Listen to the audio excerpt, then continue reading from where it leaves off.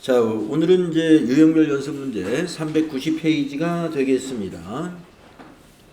우리가 부가가치세 이론에서 TAT 2급에 추가된 내용 중에 간이과세자에 대한 부분이 추가가 되었었어요.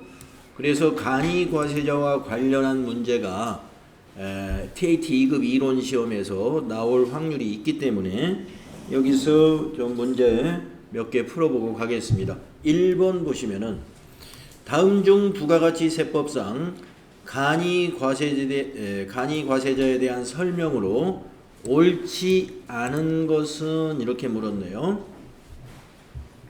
네, 옳지 않은 거 한번 찾아보시죠, 여러분들.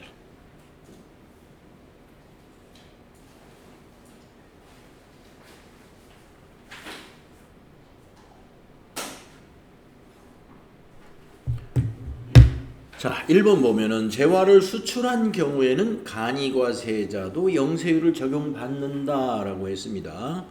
맞습니다. 간이과세자가 안 되는 게 하나 있어요. 의제매입세 공제가 안 됩니다. 그러나 간이과세자도 수출을 했을 때는 영세율 적용받아야죠. 그래서 1번은 맞는 거예요. 다음에 2번 간이과세자는 직전 연도 공급대가가 1억 400만 원 미만의 개인 사업자와 법인 사업자를 말한다? 법인은 안 되죠. 네, 개인 사업자를 말합니다. 간이과세자는 법인은 간이과세자가 될 수 없습니다. 직전 연도 공급대가가 1억 400만 원 미만의 개인 사업자 이렇게 해야죠. 그래서 옳지 않은 건 2번이 됩니다. 근데 여러분이 이제 이 수험서 교재를 혹시라도 과거 거를 문제를 풀다 보면은요, 이런 숫자가 조금씩 달라져 있어요. 자, 1억 400만 원은 2024년도 부가가치세 개정세법에 의해서 1억 400만 원이 된 거고요. 23년도까지는 8천만 원이었어요. 그러니까 여러분이 작년도에 출간된 문제를 어디서 푼다든가 또는 유튜브에서 그 전 기출문제를 여러분이 풀 때는 여기가 8천만 원이라고 돼 있을 겁니다. 그래서 우리가 이 부가가치세나 소득세 관련 문제를 풀 때는 그 시점, 그 문제의 출제가 어느 연도에 출제됐고 그 당시 세율이 어떻게 되었고 이러한 그 한도가 어떻게 되었는지는 그 당시의 법률에 따라서 우리가 결정을 하는 거니까요. 그래서 2번 법인 사업자이기 때문에 틀린 거예요. 그래서 답은 2번이 됩니다. 그럼 3번 볼까요? 간이과세자는 의제매입세액을 공제받을 수 없다. 네, 아까 그랬죠? 간이과세자 안 되는 게 있는데 의제매입세액 공제가 안 됩니다. 이런 얘기 해드렸습니다. 맞죠? 다음 간이과세자의 과세표준은 부가가치세를 포함한 공급대가이다. 맞습니다. 간이과세자는 과세표준이 공급대가가 과세표준이다. 네. 그리고 세액 산출하는 방법도 다르죠. 공급대가의 합계 곱하기 부가가치율 곱하기 10%. 네.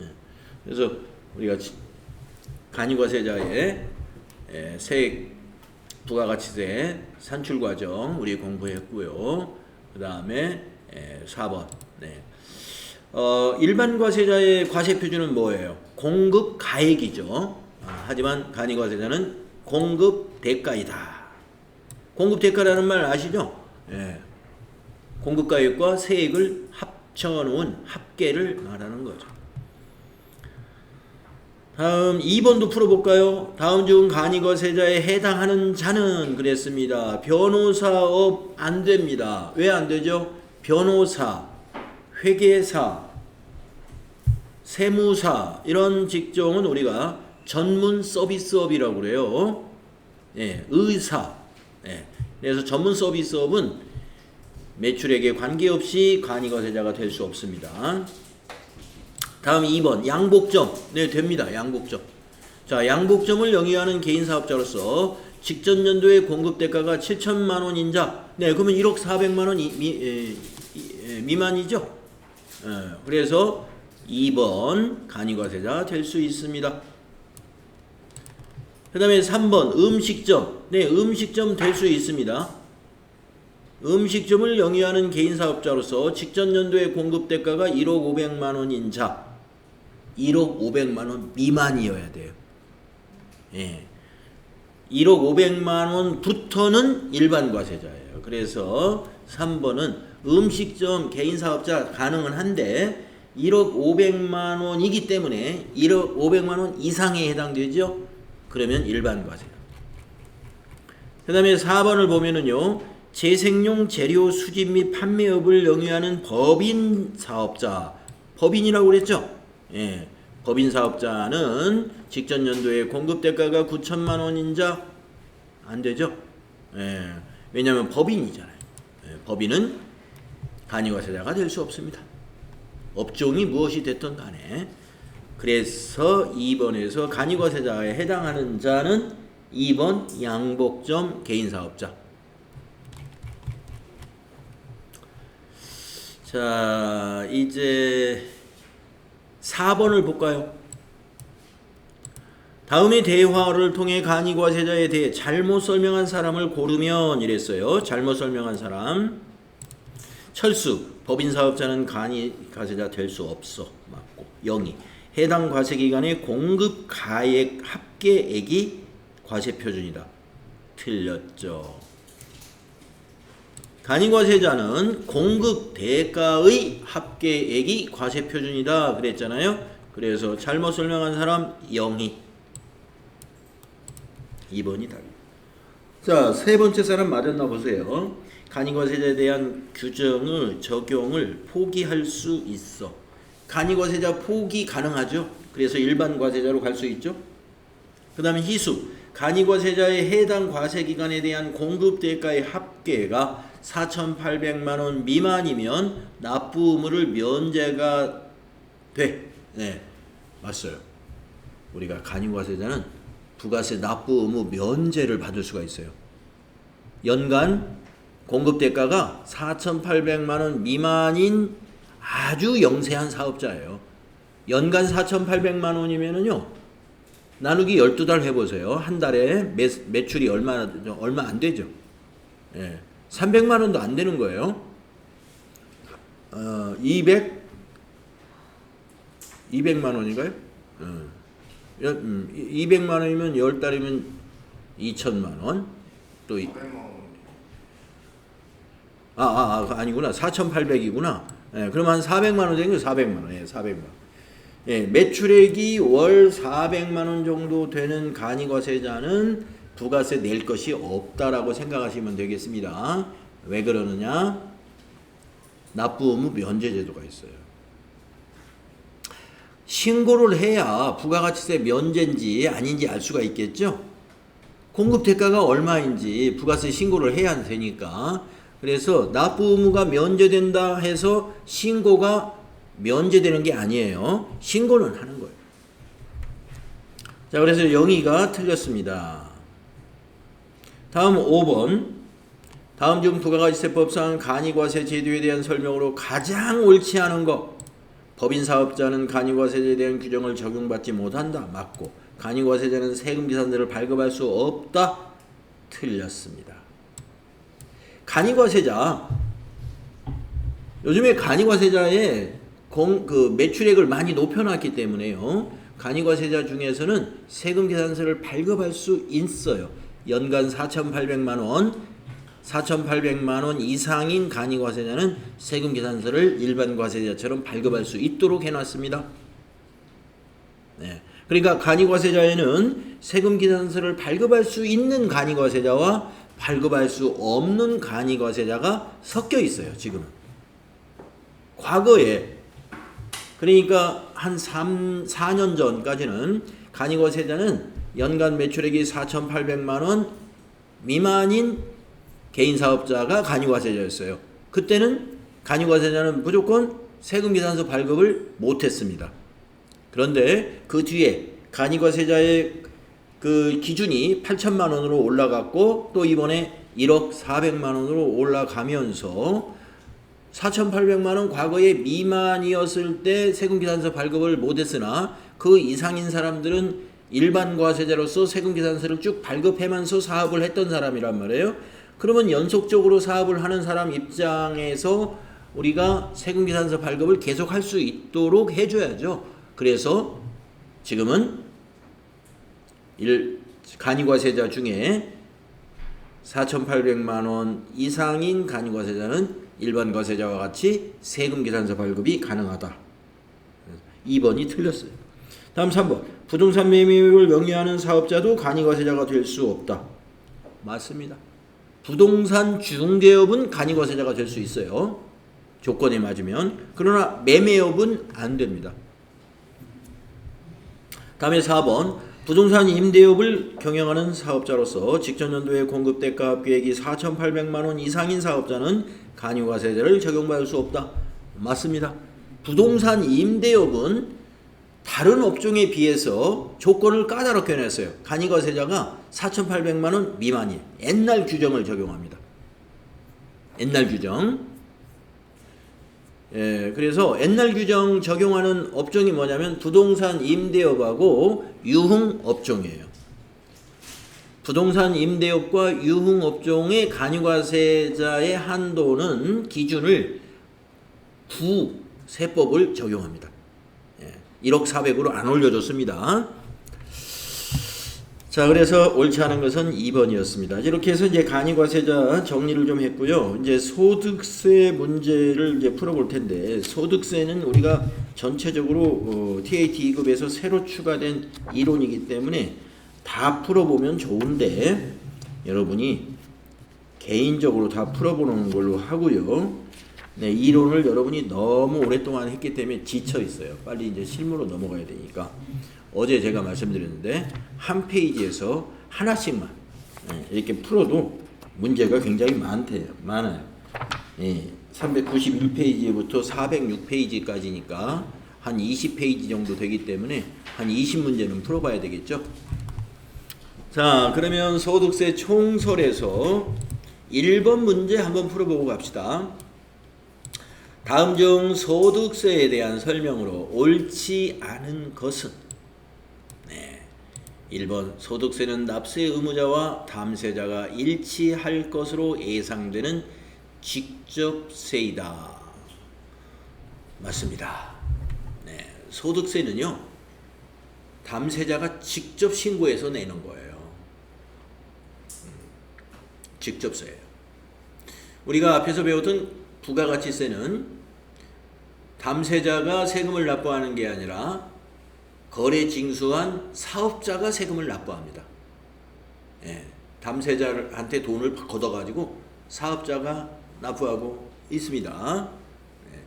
근데 소득세도 일부는 간접세하고 좀 비슷해요. 왜냐하면 원천 징수를 하기 때문에. 원천 징수 제도가 있어서. 근데 여기서 우리가 소득세라고 얘기한 것은 종합소득세를 생각하시면 되겠습니다. 종합소득신고 5월달에 하는 종합소득 확정신고는 담세자인 개인이 직접 하는 거예요. 그래서 소득세는 직접세입니다. 그러나 원천징수 제도가 있다는 것도 우리가 알고 있죠.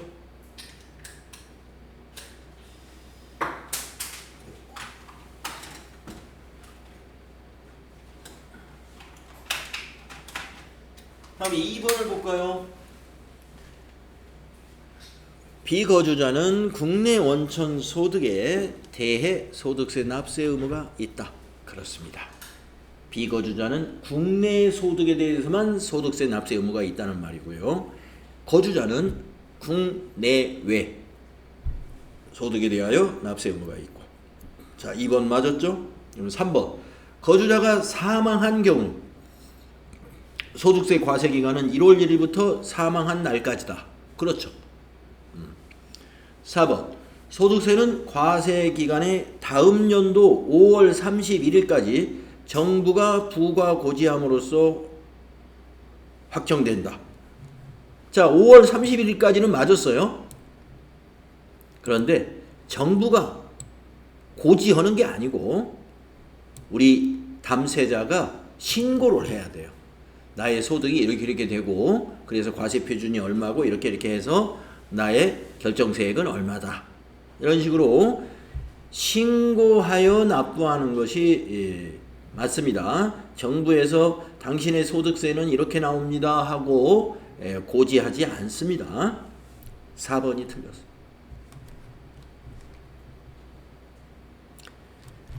다음 페이지로 넘어가겠습니다.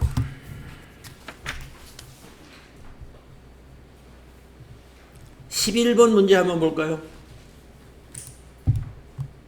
11번.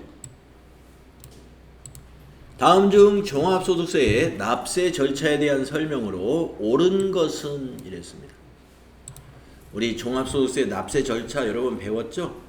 2배사, 근연기 이 6가지가 종합소득인데 각각 소득별로 과세를 하는 거죠. 원천징수 하고 그 다음에 5월 달에 종합과세 되는 항목은 통합해서 한꺼번에 확정신고를 하는 거죠. 자, 1번 보겠습니다. 근로소득과 분리과세 이자 소득만 있는 자도 과세표준 확정신고 하여야 된다라고 했어요. 자, 근로소득, 직장인이죠. 그리고 분리과세 되는 이자 소득이 있다. 이 말은 뭐예요?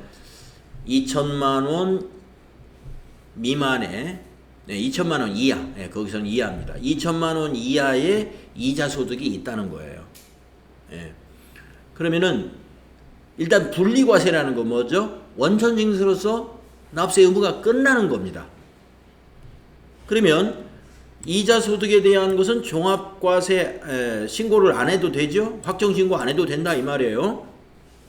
2천만 원 이하니까 분리과세 이자 소득이라는 말은 2천만 원 이하의 이자가 소득이 있었다 이 말이에요.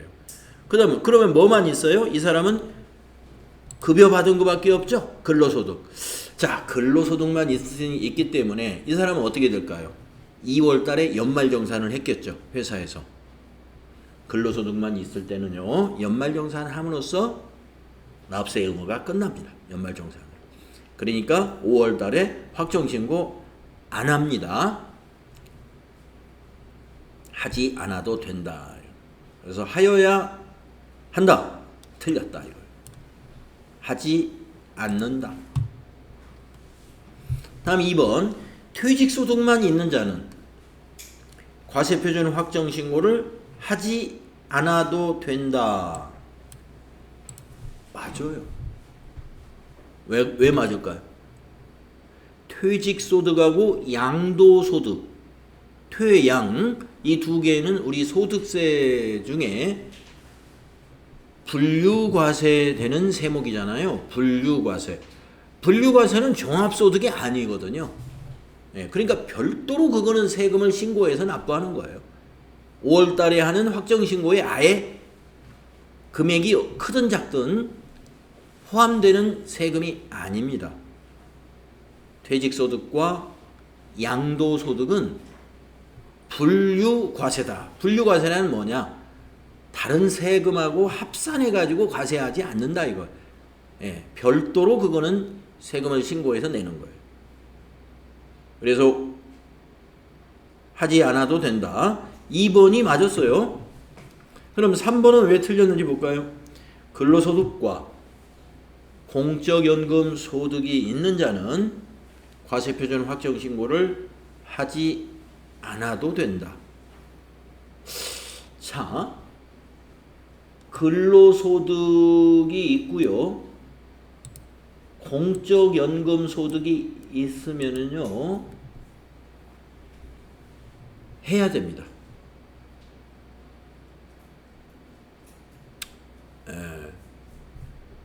그래서 근로소득이 있고 공적연금소득이 있으면 근로소득과 연금소득이 존재하잖아요. 만약에 연금소득 중에서 분리과세되는 연금소득이었다 아니면 비과세되는 연금소득이다 라면은 근로소득만 있으니까 아까 저기 1번에서처럼 연말정산하는 거에서 끝이 나는 거예요.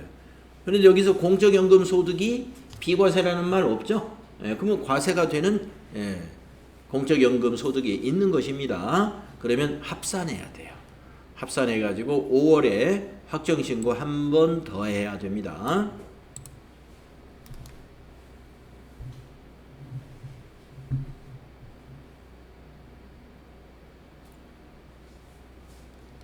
다음 4번 차감 납부할 세액이 1천만 원을 초과하는 경우 그 납부할 세액이 일부를 납부 기한이 지난 후 1개월 이내에 분납할 수가 있다. 네, 우리가 부가가치세는 분납 제도가 없는데요. 우리가 이거는 아마 우리 교재에서 앞부분에 없었던 내용인데요. 지금 알아두시면 되겠습니다. 소득세는 5월 달에 납부를 하는데요. 납부할 세액이 차감 납부할 세액이라는 것은 납부한 세액 빼고 5월 달에 납부할 세액을 차감 납부할 세액이라고 하는 겁니다. 1,000만 원을 초과하잖아요. 그러면은 1,000만 원만 5월 달에 내고 나머지 금액은 2달에 걸쳐서 분납할 수 있습니다. 1개월이 아니고 2개월 이내에 분납할 수 있습니다. 2개월입니다. 그래서 4번 틀렸어요. 그래서 맞는 건 2번이었다. 자, 다음 페이지에 있는 거 넘어가서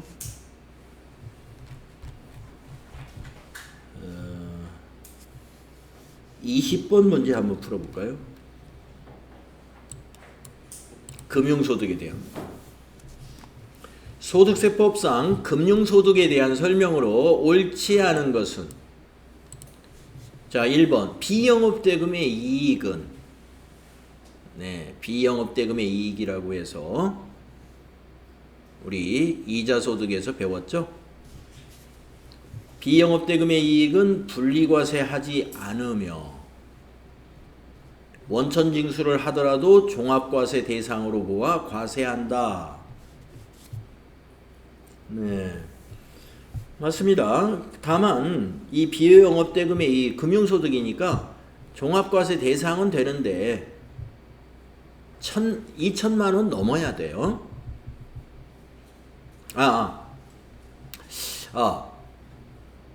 비영업대금의 이익 이거 무조건 종합과세인가요? 그러면 1번의 설명은 뭐냐면은 무조건 종합과세한다 이 말이네요.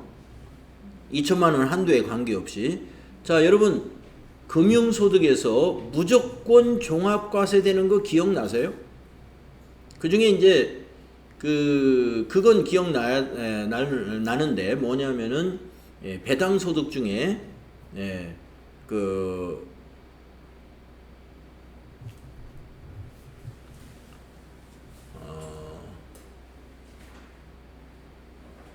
이익을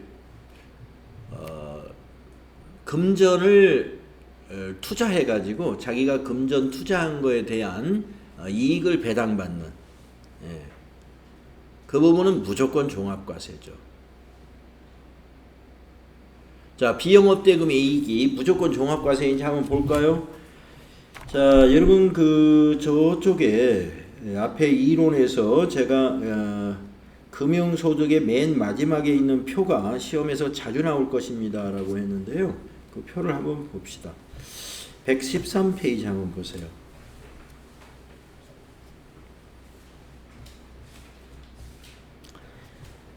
네, 113페이지 보시면은 무조건 종합과세에 해당되는 금융소득은 출자 공동기업의 배당소득하고 원천징수되지 않은 금융소득입니다. 그러니까 1번은 뭐냐면 조건부예요. 조건부. 자, 그러니까 1번의 설명은 우리가 어떻게 보면 맞은 거고 어떻게 보면 그렇지 않은 틀렸다고도 볼 수 있어요. 왜 그러냐면 비영업대금의 이익은 분리과세하지 않으며 원천징수를 하더라도 종합과세 대상으로 보아 과세한다. 네, 이건 조건부 종합과세거든요. 조건부가 뭐냐면 2천만 원 넘었을 때 다른 금융소득과 합쳐서 일단 그렇게 알아주시고 자 약간 틀린 것 같은데 넘어가 볼게요. 2번 국내에서 거주자에게 이자소득과 배당소득을 지급하는 자는 그 거주자에 대한 소득세를 원천징수해야 하죠. 지급하는 자가 원천징수하는 거. 2번은 맞았어요. 3번 비실명 이자소득과 배당소득은 분리과세 대상 금융소득으로 종합과세 하지 아니한다. 네, 이거는 무조건 분리과세하죠. 비실명에 대해서는 원천징수 세율이 90%이기 때문에 무조건 분리과세해서 원천징수로 끝내버려야 비실명 금융소득자에 대한 과세를 엄하게 할 수 있는 것이죠. 그래서 3번 맞습니다. 종합과세 대상이 아닙니다. 그럼 4번 공동사업에서 발생한 사업소득액 중 출자 공동사업자의 손익분배 비율에 해당하는 금액은 종합과세 대상이다. 네, 출자 공동사업자의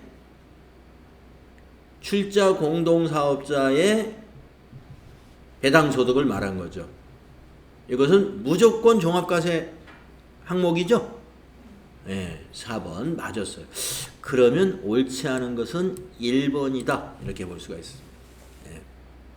1번이 왜 아니냐면은 종합과세 대상이 아니고 조건부 종합과세에 해당된다. 이렇게 설명해야죠. 무조건 종합과세는 아니에요.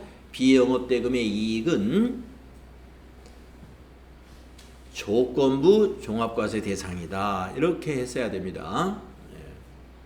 밑에 나머지 다 맞았죠. 저 다음 페이지로 넘어가서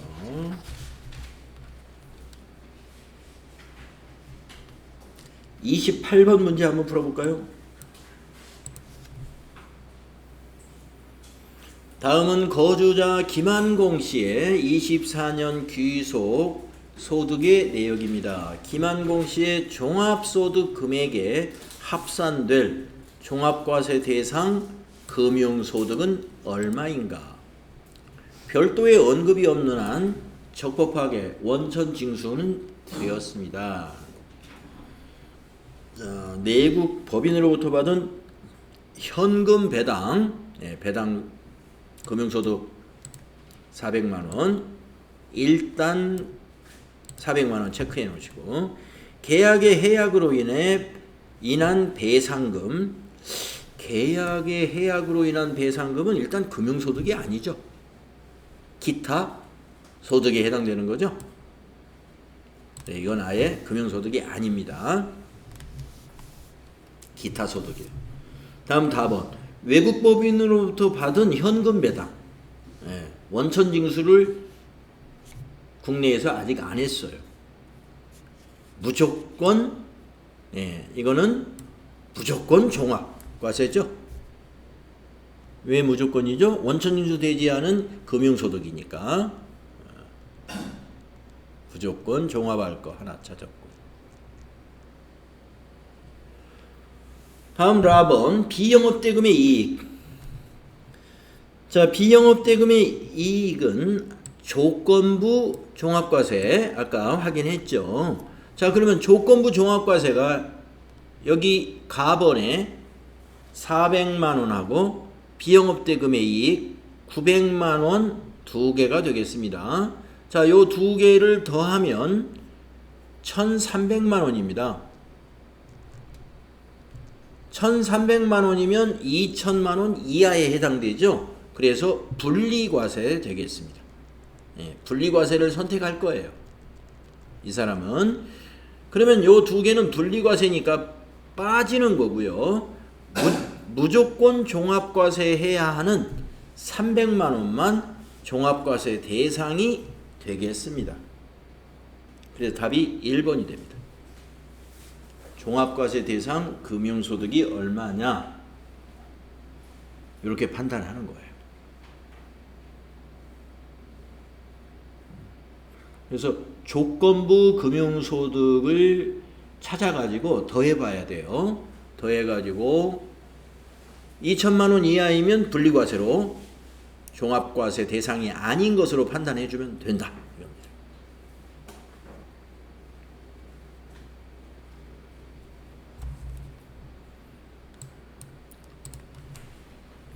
28번 풀었죠? 다음 페이지로 또 넘어가서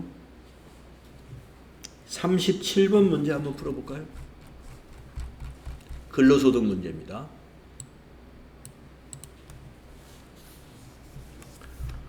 다음은 주식회사 한공의 영업부장으로 근무하고 있는 김한공 씨가 24년에 회사에서 지급받은 금액 및 이익이다. 다음 중 소득세 과세 대상 근로소득에 해당하는 것을 모두 고르면 이랬습니다.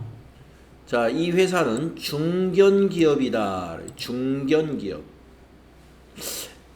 중소기업과 중견기업의 차이를 아셔야 되는데, 우리가 이 근로소득을 얘기할 때요, 근로소득 배울 때 중소기업 종업원의 경우에 주택 관련 자금을 저리로 대출받아가지고 받은 이익을 소득으로 보지 않는다고 그랬죠? 네, 과세하지 않는다. 중소기업은. 그러면 대기업은 과세가 된다 그랬습니다. 그러면 여긴 중견기업은 뭐냐? 중소기업보다 큰 기업이에요. 그래서 중소기업보다 큰 기업입니다. 그러니까 대기업은 아니고 중소기업과 대기업의 중간에 있는 기업을 중견기업이라고 그래요. 자, 그래서 그 점을 여러분이 중견기업이 중소기업보다 큰 기업이다. 그러니까 중소기업은 아니라는 걸 아셔야 됩니다. 자, 가업. 여비 명목으로 받은 월액. 자, 월액이라는 것은요, 실비로 주는 게 아닙니다. 명목은 여비 명목으로 줬지만 월액으로 받은 것은 과세합니다. 다음 자녀의 학자금 과세. 과세하죠. 근로소득으로 보죠. 그 다음에 4번 주택 구입에 소요되는 금액을 무상으로 대여받음으로써 얻은 이익. 이게 이제 중소기업이었으면은 중소기업 영업부장이었으면 해당돼요. 비과세가. 그런데 중견기업이니까 이것도 과세입니다.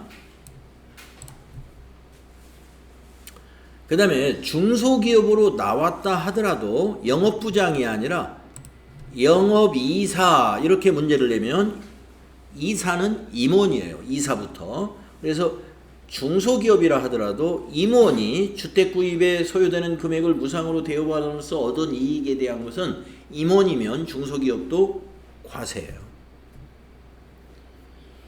그 다음에 4번 식사의 제공을 받지 않고 수령한 20만원의 식대.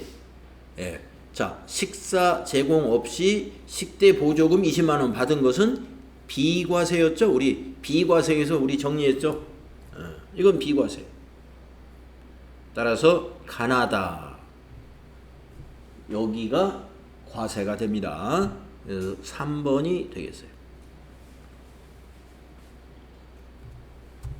이런 식으로 문제가 나온다는 거죠.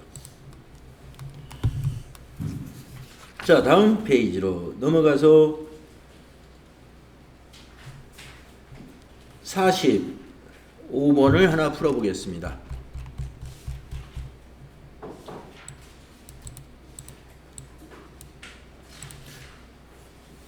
다음은 거주자 김한공 씨 영업부장이고요. 주식회사 한공으로부터 수령한 소득자료입니다. 이를 이용하여 24년 김한공 씨 총 급여액을 계산하면 얼마인가? 자, 총 급여 계산하라고 할 때 빼야 될 것이 있어요. 비과세와 분리과세를 빼면 되는데 근로소득에서는 분리과세는 없습니다. 거의. 그러니까 비과세만 빼주시면 돼. 총급여를 구하라 라고 하면은 비과세를 빼준다. 자, 기본급 3,600만 원은 과세죠. 총급여에 포함된다 이 말이에요. 상여금 300만 원 과세죠. 총급여에 넣어야 되고요. 식대. 자, 식대에는 비과세가 있단 말이에요. 괄호 속에 있는 설명을 봅니다. 월 30만 원, 식사는 제공받지 않았다. 그러면 월 30만 원씩 1년에 360만 원인데 월 20만 원까지가 비과세이므로 여기서 총급여는 120만 원은 총급여에 들어가야 돼요. 과세에 들어가야 돼요. 10만 원씩은 과세니까. 네, 그래서 총급여에 요 120만 원이 포함돼야 된다. 240만 원은 비과세니까 빼고 식대에서는. 그 다음에 라번 보세요. 본인 차량을 업무 수행에 이용하고 회사의 지급 기준에 따라 받는 자가운전 보조금이다 그랬습니다. 네, 자, 자가운전 보조금 이 조건이면은 비과세입니다. 그런데 한도가 있죠. 이것도 월 20만 원이에요. 월 20만 원. 그러면은 120만 원을 또 여기서 총급여에 포함시켜야 됩니다.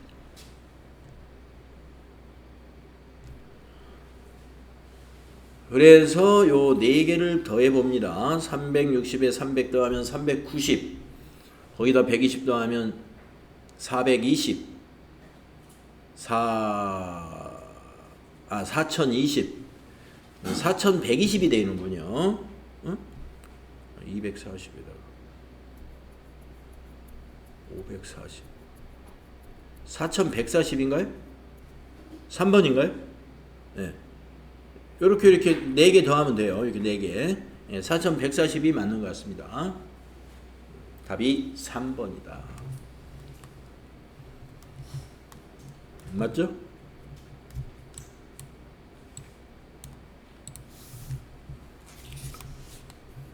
다음 페이지에 있는 문제로 가서 54번 연금소득 문제 한번 풀어보겠습니다. 다음 중 소득세법상 연금소득에 대한 설명으로 옳지 않은 것은 1번 공적연금은 연금이 아닌 일시금으로 수령하는 경우에도 연금소득으로 과세한다. 일시금으로 받으면 퇴직소득이라고 그랬죠. 자, 1번이 틀린 것 같습니다. 그러면 나머지 2, 3, 4 맞았나 볼까요? 공적연금 소득의 수입 시기는 공적연금 관련 법에 따라 연금을 지급받기로 한 날이다. 예, 공적연금은 지급받기로 한 날, 사적연금은 지급받은 날. 기억나시죠? 3번 국민연금법에 따라 받는 유족연금은 비과세다. 예, 유족연금, 상위연금 이런 것들 비과세죠. 4번 사적연금이 연 1,500만 원 이하인 경우 분리과세를 선택할 수 있다. 1,500인가요? 1,200인가요? 예, 원래는 1,200이었는데요. 혹시 또 개정이 된 게 있는지.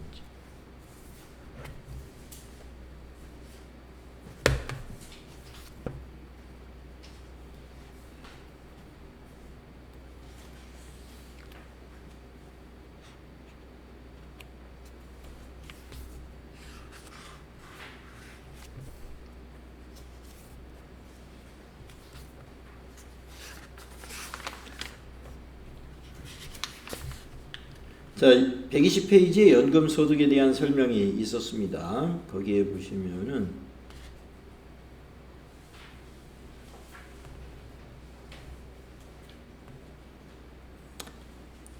그 가운데 총연금액의 주의사항 중에 사적연금 소득이 연간 1,500만 원 이하의 경우에 분리과세를 선택할 수 있다. 네. 이 1,500만 원도 24년도부터 1,500만 원이 된 겁니다. 지난해까지 1200이었네요. 그래서 4번 맞았습니다. 사적연금 소득 연간 1500 이하이면 분리과세 선택할 수 있습니다. 그래서 옳지 않은 것은 아까 말씀드린 대로 1번이다. 1번. 연금소득이 공적연금이 됐든 사적연금이 됐든 일시불로 받은 것은 연금이 아니에요. 퇴직소득으로 과세합니다.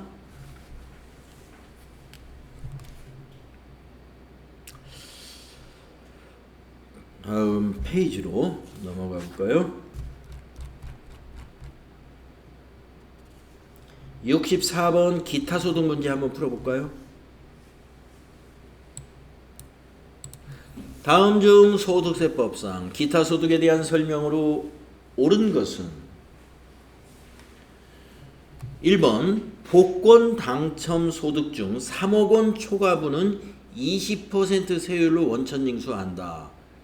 3억 원 초과하면은 30%가 원천징수가 됩니다. 3억 원까지는 20%, 초과는 30%. 1번 틀렸고요. 2번 연금계좌에서 연금 외 수령한 기타소득은 이거 기타소득이죠. 연금 외 수령한 기타소득 무조건 종합과세 대상 기타소득에 해당한다. 맞아요. 무조건 종합과세 되는 거였죠. 2번이 맞을 것 같습니다. 나머지 3, 4번 뭐가 틀렸나 볼까요? 법인세법에 의하여 처분된 기타소득의 수입시기 그 법인의 해당 사업연도 결산 확정일이다. 맞습니다. 우리가 법인세법에 의해서 처분이 되려면요, 법인세 세무조정이 끝나는 시점에 그게 처분이 확정되는데 법인세 세무조정이 끝나는 것을 법인의 결산 확정이라고 그래요. 그래서 3번은 맞았습니다. 다음 4번 뇌물, 알선 수재 및 배임 수재에 따라 받은 금품의 기타 소득 금액의 합계액이 300만 원 이하인 경우는 분리과세를 선택할 수 있다.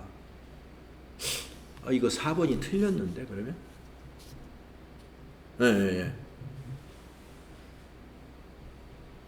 예. 자, 지금 가만히 있어봐요. 설명으로 옳은 거 찾는 거죠?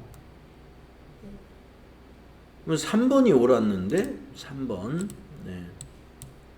법인세법에 의하여 처분된 기타 소득의 수입 시기 그 법인의 해당 사업연도 결산 확정일 요거 옳은 것이 3번이에요. 자, 4번 틀렸습니다. 뇌물이나 알선 수재, 배임 수재에 의한 것은요 무조건 종합과세 해야 돼요. 왜냐면 원천징수가 안 된 거잖아요. 이거는 뇌물 받은 것을 뇌물 주는 사람이 세금을 징수하고 주지 않잖아요. 그렇기 때문에 이것은 300만 원 이런 걸 따지지 않습니다. 왜? 무조건이에요. 이건 그냥 무조건 종합과세. 무조건 종합과세다. 자, 그러면 제가 아까 2번에서 이건 무조건 종합과세가 아니라 연금계좌에서 연금에 수령한 것은 무조건 분리과세였네요. 네, 좀 제가 헷갈렸어요. 한번 볼까요? 무조건 분리과세. 자, 기타 소득 끝나는 부분으로 가보실까요? 123페이지 한번 볼까요? 예, 123페이지. 제가 무조건 분리과세인데 이것을 무조건 종합과세로 오해를 했습니다. 자, 123페이지 마지막에 있는 표가 기타소득 과세 방법에 대한 표예요. 거기서 뇌물, 알선 수재, 배임 수재 요거 하나만 무조건 종합과세고, 보기에 아까 2번에 있었던 연금계좌에서 연금의 수령 외에 수령한 운용수익은 무조건 분리과세되는 기타소득이었습니다. 그러니까 아까 2번이 맞았다는 것은 취소예요. 무조건 종합과세가 아니라 무조건 분리과세. 2번 틀렸습니다. 그래서 64번에 옳은 것은 3번이다.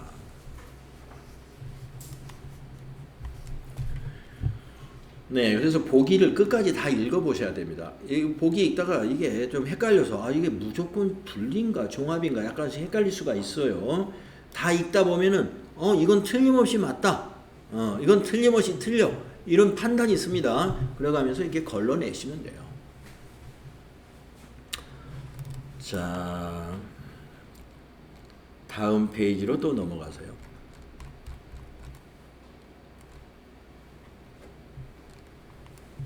종합소득공제 및 세액공제 관련된 문제 1번 한번 풀어보겠습니다.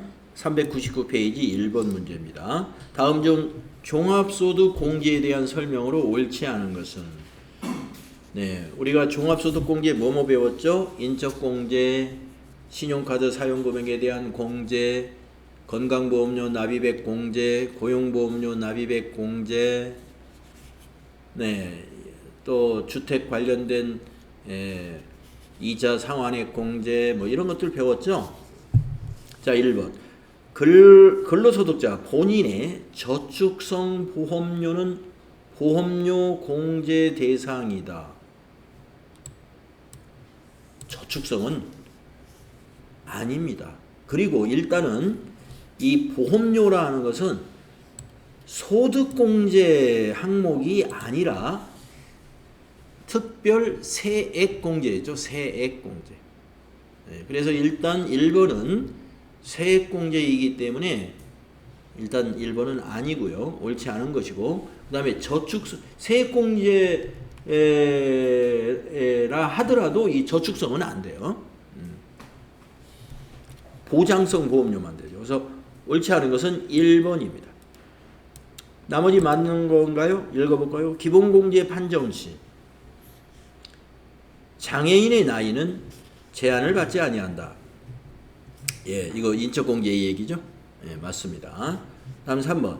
1인당 연 50만원 이내에 시력 보정용 안경과 콘택트 렌즈 구입비는 의료비 공제 대상이다. 네.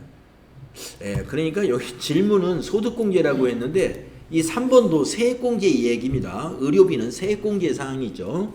내용은 맞았어요. 예, 세액공제로 본다면 1인당 연 50만원 안경비 한도가 있죠. 맞았어요. 지금 보기가 소득공제와 세액공제를 전부 섞어놨습니다. 다음 4번. 근로소득자 본인의 대학원 등록금 교육비 공제 대상이다. 맞습니다. 본인의 대학원 교육비는 공제 대상이나 본인이 아닌 부양가족의 대학원 교육비는 대상이 아니에요. 그래서 1번의 답은 1번이었습니다.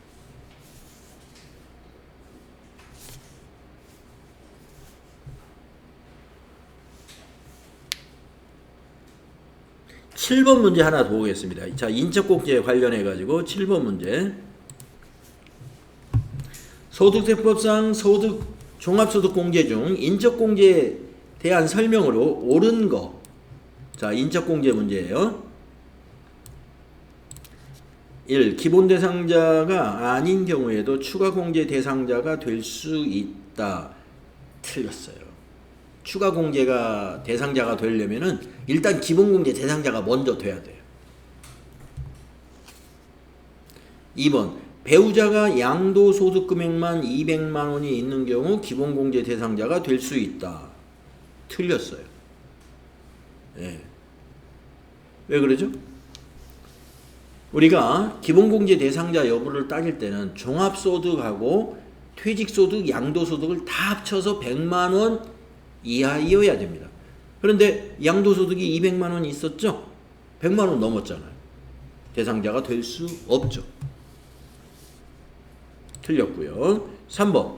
해당 과세기간 중 20세가 된 직계비속은 기본공제 대상자가 될 수 있다. 네, 3번은 맞았습니다. 예, 직계비속의 나이 제한이 20세까지잖아요. 그래서 해당 과세기간에 20세이면은 20세에 해당되는 거죠. 20세 이하. 4번. 기본공제 대상자가 장애인인 경우 100만 원을 추가로 공제한다. 200만 원이죠. 장애인 추가 공제는 장애인 한 명당 200만 원입니다. 4번도 틀렸습니다. 그래서 7번은 3번이 맞은 거다. 자, 다음 페이지로 넘어가서요.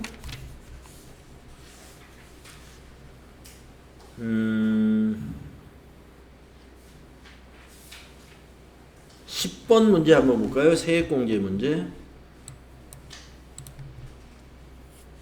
다음 중 소득세법상 세액공제 관한 사항으로 설명으로 옳지 않은 것은 1번 근로자 본인의 1인당 연 50만원 이내의 시력보정용 안경과 콘택트렌즈 구입비는 의료비 세액공제 대상 맞습니다. 다음 사업자가 재해로 자산총액의 20% 이상을 상실하여 납세가 곤란한 경우 재해 손실 세액공제 사업자에게 해주는 재해 손실 세액공제라는 게 있어요. 뭐 지금처럼 이렇게 폭우가 갑자기 쏟아져 가지고 사업자의 자산의 20% 이상의 손실을 보았다. 그러면은 우리가 다음 연도 5월 달에 소득세 신고할 때 재해 손실 세액공제 대상이 됩니다. 예. 맞았고. 3번 근로소득자 본인의 대학원 등록금은 교육비 세액공제 대상 금액이다. 맞습니다. 4번 간편장부 대상자가 간편장부로 기장한 경우 기장세액공제 대상이다. 틀렸습니다. 간편장부 대상자가 복식장부를 기장했을 때 기장세액공제 적용이 돼요. 예. 그러니까 더 높여서 수준을 높여서 장부를 만들었을 때는 기장세액공제라는 것을 적용하지만 간편장부 대상자가 간편장부 만드는 건 그건 의무잖아요. 예. 그렇기 때문에 별도의 세액공제 대상이 아니다. 4번이 틀렸다. 15번 한번 풀어보겠습니다. 다음은 주식회사 한공에 근무하는 거주자 한공혜 씨 24년도 근로소득에 대한 연말정산과 관련된 자료입니다. 종합소득 공제 중 인적공제는 얼마일까요? 자, 인원수를 해봐야 돼요. 자, 본인. 그 다음에 본인은 무조건 되는 거니까요. 그 다음에 부양가족 중에서 배우자는 총급여가 100만 원이면 총급여가 500만 원 이하에 해당되면은 소득이 없는 걸로 보죠. 배우자 됩니다. 아들 20세 이하이고 소득 없죠. 기본공제 대상자입니다.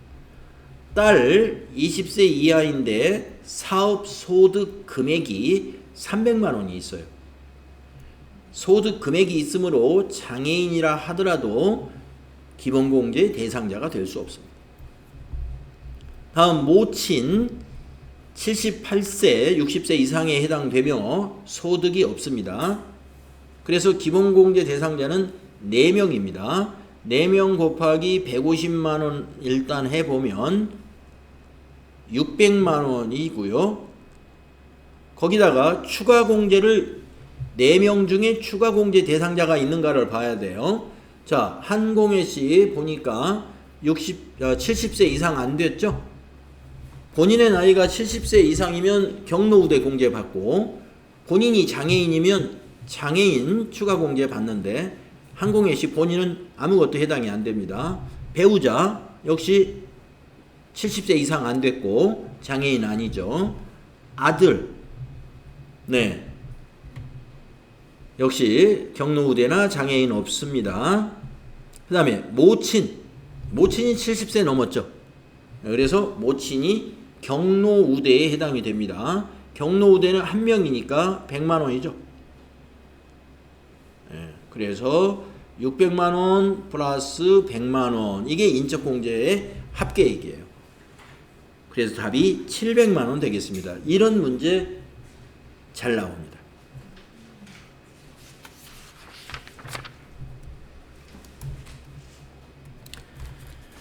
자, 다음 페이지에서요.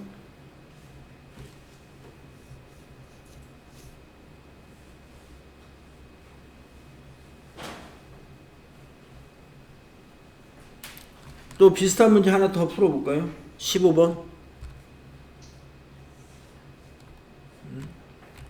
15번 이게 아까 우리가 400페이지 아까 400페이지에서 15번 풀었죠? 그 옆에 있는 페이지에서요 20번 하나 풀어봅시다. 20번 비슷한 문제. 다음은 주식회사 공인에 근무하는 거주자 김한공씨 45세 24년 말 현재 부양가족 현황이다. 김한공씨가 적용받을 수 있는 기본공제와 추가공제 합계가 얼마냐. 네, 똑같은 문제입니다. 자, 김한공씨 본인 1명, 그 다음에 부양가족을 보겠습니다. 배우자 소득 없어요. 해당되죠? 자녀 예, 소득이 없습니다. 그리고 20세 이하이므로 해당됩니다. 부친 60세 이상이고 소득이 사업소득 금액 300만 원이므로 100만 원을 초과했네요. 부친은 해당이 없습니다. 모친 60세 이상이고 소득 없으므로 모친 해당됩니다. 그러면 4명이면 예, 아까처럼 600만 원이군요. 그 다음에 추가공제 따져보겠습니다. 자, 김한공 본인에 대한 추가공제는 없겠습니다. 45세잖아요. 그러니까 본인에 대한 건 없고 배우자 없습니다. 자녀가 장애인입니다. 자녀가 장애인 추가공제에 해당됩니다. 그러면 200만 원 장애인 추가공제 200. 그 다음에 부친은 넘어가고 모친에서 70세가 넘었죠. 70세 이상이면 경로우대 공제 추가 공제 되죠. 그러면 100만 원입니다. 이걸 3개를 다 더하면 되겠습니다. 그래서 900만 원. 이게 4번. 이렇게 계산할 수 있겠죠. 예. 네, 이런 계산 문제 여러분들 NCS 평가 시험에 맨 마지막에 보는 게 소득세 시험 보는데 이런 문제 제가 두 개 냈습니다.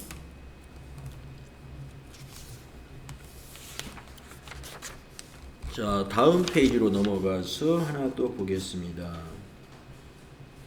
30번 문제 하나 풀어볼까요?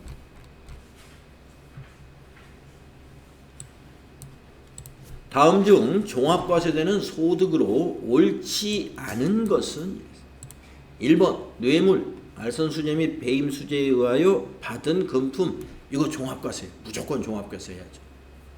2번 출자 공동사업자의 배당소득. 무조건 종합과세. 이것도. 3번 부동산 업 및 임대업에서 발생하는 소득. 이거 사업소득이잖아요. 종합과세죠. 사업소득은. 그렇죠? 4번 비실명 금융 자산의 이자 소득. 무조건 분리과세. 그래서 4번이 종합과세가 안 돼요. 무조건 분리과세 되는 거예요. 이런 식으로 문제가. 자, 그 다음에 다음 페이지에서 그 다음에 또 뭐를 하나 풀어볼까요? 37번 하나 풀어볼까요?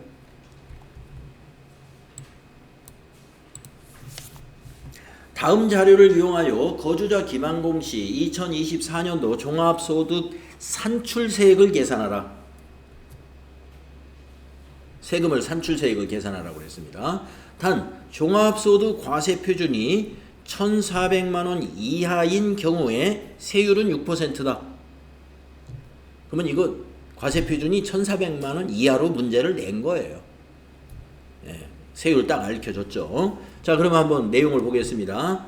자, 김한공 씨 비영업대금의 이익, 이거 이자소득이죠. 그 다음에 나번 내국법인으로부터 받은 잉여금의 배당, 네, 배당소득이죠. 그런데 이 두 개가 지금 금융소득인데 말입니다. 우리가 산출해야 되는 건 종합소득 산출세액을 구하라는 문제인데 가나가 지금 금융소득이에요. 이 금융소득을 더하니까 2천만 원이 안 되죠. 2천만 원을 초과했을 때만 종합과세 해야 되고 2천만 원까지는 분리과세를 선택할 수가 있죠. 2천만 원이 상향 조정되진 않았죠. 예. 2천만 원. 그래서 이거는 분리과세. 과세표준에 포함이 안 됩니다. 종합과세표준에. 그러면 다번에 근로소득 금액, 이 사람은 그러면 근로소득 금액이 하나만 있는 셈이에요. 이것만 가지고 판단해야 돼요. 그래서 종합소득 공제액이 2천만 원. 그러면 소득공제 빼야죠. 따라서 김항공시의 과세표준은 얼마다? 3천만 원에서 2천만 원을 빼면 1천만 원이에요. 이 1천만 원이 과표가 됩니다. 김항공시의 과세표준이에요. 그 6%니까 1천만 원 곱하기 6%, 60만 원이죠. 답은 1번입니다. 이렇게 계산하시면 됩니다.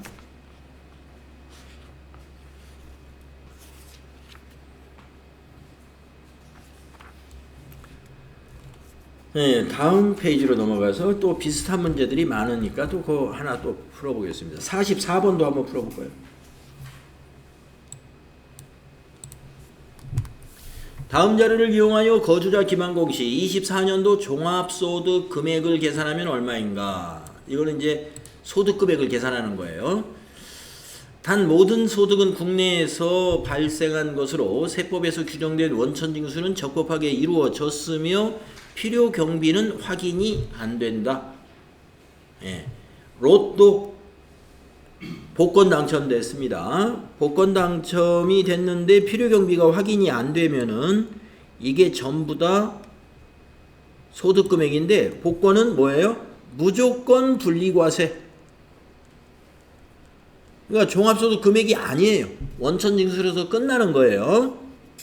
무조건 분리과세. 자, 토지를 매각했어요. 양도소득이죠. 토지 매각해서 벌어들인 소득. 양도소득은 분류과세이기 때문에 종합과세에 해당이 안 됩니다. 종합과세 되는 것은 2배사 근연기. 2배사 근연기. 예. 다음에 답은 유실물 습득으로 인한 보상금. 이건 기타 소득이죠. 예. 그런데 유실물 습득으로 인한 보상금의 필요경비는 실제 필요경비예요. 근데 실제 필요경비가 확인이 안 되면 없는 것으로 봐요. 따라서 이 사람의 종합소득 금액은 500만 원. 2번이 되는 겁니다. 가번의 로또는 무조건 분리과세니까 빼고, 나번의 토지 매각은 양도소득이니까 빼고, 다번이 기타소득인데 이 기타소득도요 300만 원이면은 분리과세 선택해요. 유실물 습득으로 인한 보상금을 만약에 300만 원 받았잖아요. 기타소득 금액이 300만 원 이하이면 분리과세 할 수 있습니다. 500이기 때문에 이건 종합과세. 답이 2번이다.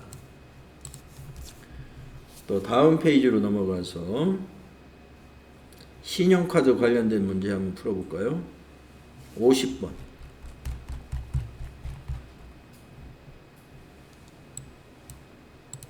신용카드 소득공제 우리 배웠죠? 다음 중 신용카드 등 사용금액에 대한 소득공제 적용 시 신용카드 등 사용금액에 포함되는 것. 1번 소득세법에 따라 월세 소득공제를 받은 월세액, 이거는 세액공제만 해주고 신용카드 소득공제는 적용받으면 안 돼요. 다음 2번 지방세법에 의하여 취득세가 부과되는 재산을 구입한 비용, 예, 차량 구입하는 거 이런 거예요. 안 돼요.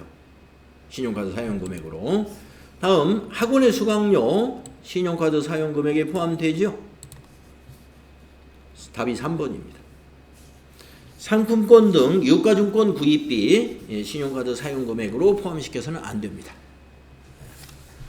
답이 3번. 네, 자 다음 페이지에서 마지막 문제 하나 풀어보도록 하겠습니다. 59번 마지막으로 한번 풀어볼까요? 다음은 주식회사 한공에 근무하고 있는 거주자 김한공시 24년도 연말정산과 관련된 자료입니다. 연말정산에 의한 소득세 환급세액이 얼마인가? 연말정산할 때 환급을 얼마 받느냐? 주어진 자료 외에는 고려하지 않는다. 자, 이 사람이 근로소득 금액이 3,600만 원이에요. 종합소득공제를 하니까 소득공제가 2,400이에요. 근로소득공제를 받았다는 거죠.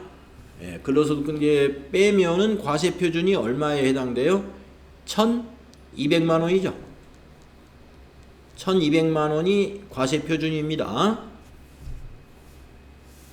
그러면 1,200만원이면 1,400만 원 이하에 해당되므로 6% 세율로 세금을 계산하죠.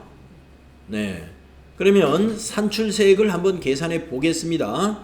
1,200만 원 곱하기 6%가 산출세액입니다.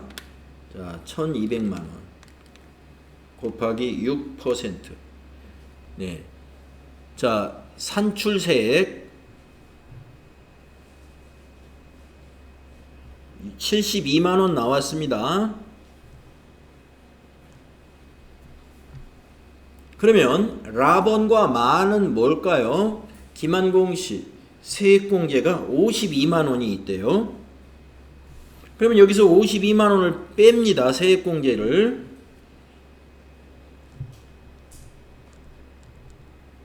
세액공제 52만 원을 빼면은 20만 원이죠.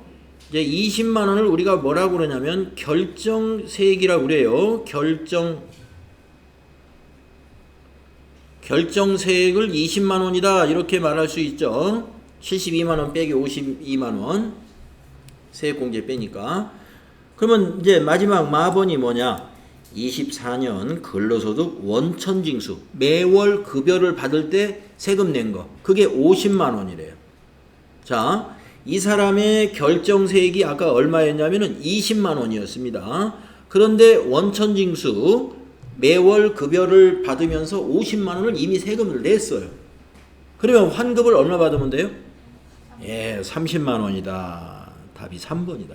이런 식으로 계산하는 거예요. 예, 그래서 숫자 자체가 복잡하지 않고요. 여러분이 산출세 또 세액공제, 과세표준이라든가 이렇게 세액공제를 빼면 우리가 결정세액이 나온다는 거, 그 결정세액에서 기납부세액을 빼면 최종적으로 환급이 나오든 아니면 더 추가로 납부해야 될 세금이 나오든 이런 절차로 계산이 된다는 거, 이것만 알고 계시면 되겠습니다. 네. 소득세에 관한 추가 문제는 나중에 뒤에서 우리가 기출문제, 모의고사 문제 풀 때 또 만나보게 될 거고, 여러분이 책에 있는 유형별 연습 문제에서 더 공부하실 여유가, 시간적인 복습 여유가 있으신 분은 꼭 풀어보시면 되겠습니다. 자, 그러면 좀 쉬었다가요, 다음 시간에는 자금관리 평가시험을 좀 보도록 하겠습니다.